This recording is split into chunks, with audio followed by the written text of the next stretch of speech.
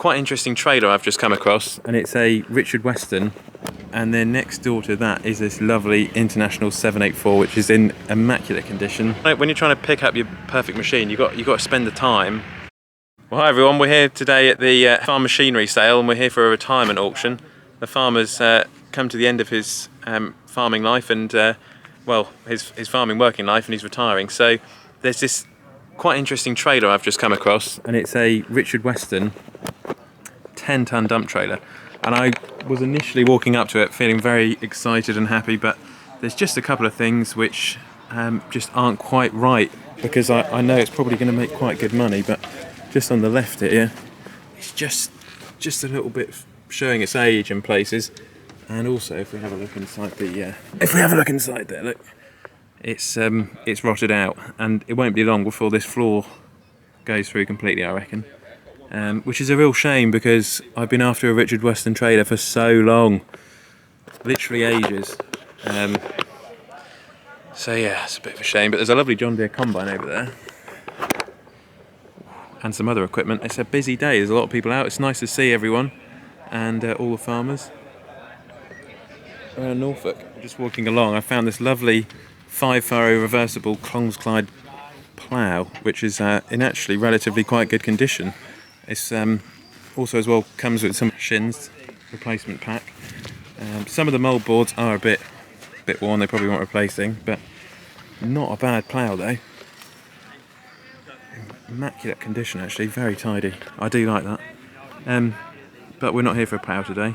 I've been after a dump trailer, and unfortunately that one just isn't right, the one we've seen today. Just walking along next to the Clong's-Clyde plough, I found this Teagle tulip combination drill, which is a tine drill, and it's in quite good condition actually. It's been looked after. I don't think it's done a huge amount of work, but something like this perhaps would be a drill for the future, to go behind the John Deere to do the drilling of the barley.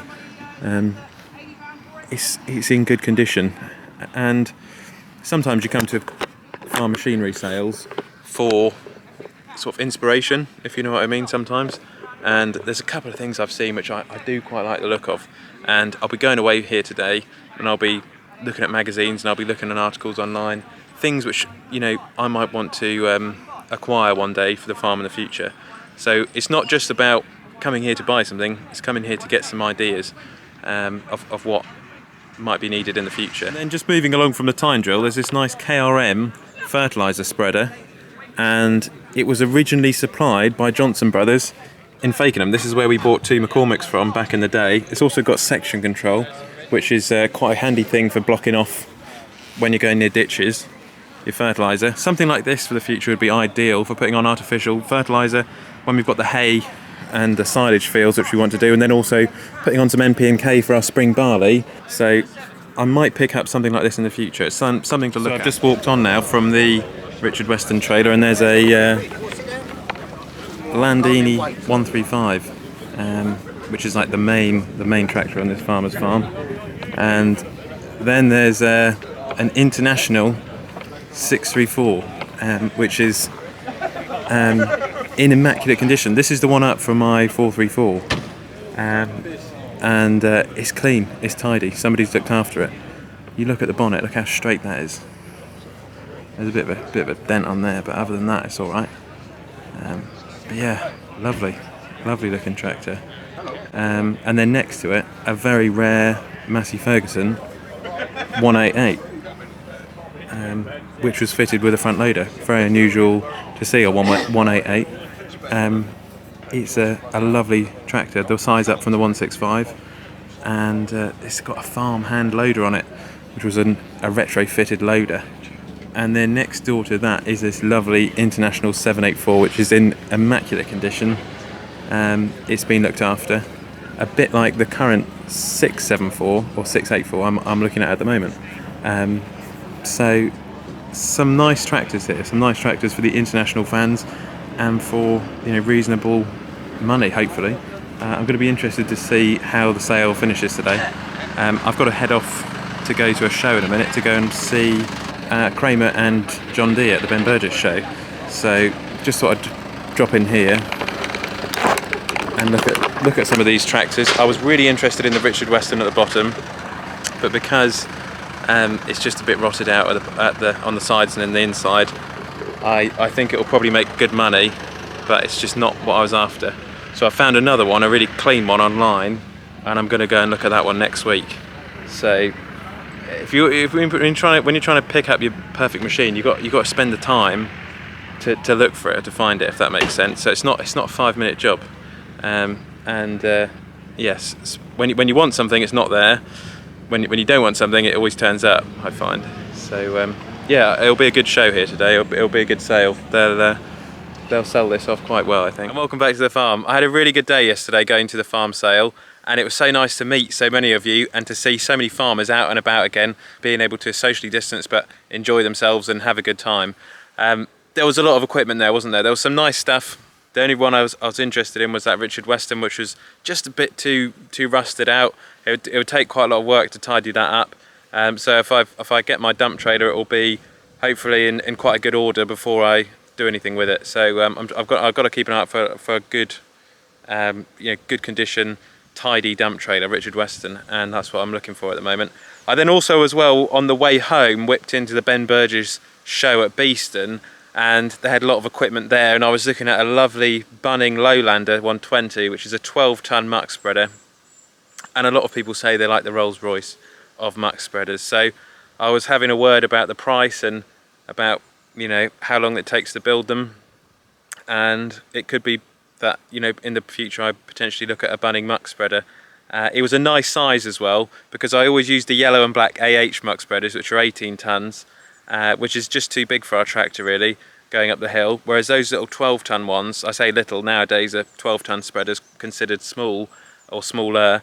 The 12-ton one would be fine. So I had a look at that, and I also had a look at balers as well. I had a look at the John Deere baler, round baler, which is what I'm after. So yeah, there's a few options there, a few things I've been looking at.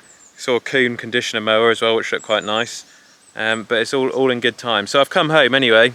Because we've had so much rain recently, the sugar beet is really benefiting from it. I don't know if you can see how green it is and how it's really picked up over this last 2 weeks. The rain has been most welcome. It was looking, actually, to begin with, that this sugar beet was going to be pretty crap, because it was hammered by the pigeons early on, and we didn't get enough rain as it came out of the ground. But now it's well away, and the fodder beet's looking great as well, and the barley has headed up over this last few weeks. Right, well, here we are. We're in the field we call letterbox here now, and this is where the gallops have just been going in. We'll just hop into them. Look at that barley there. It's headed up well. Headed up very well the last few weeks. And this is what I'm after.